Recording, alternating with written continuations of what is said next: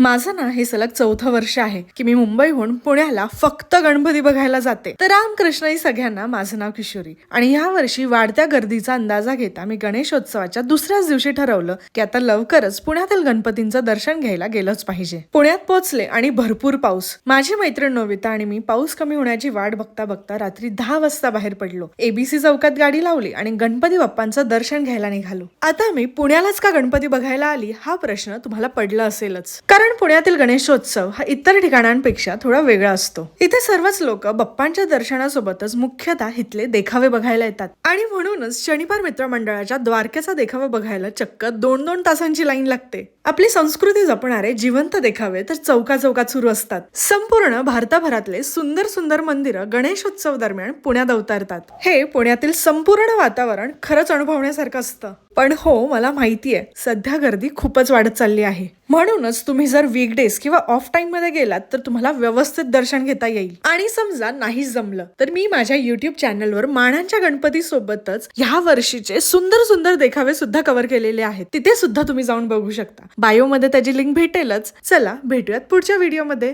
तोपर्यंत रामकृष्ण हरी.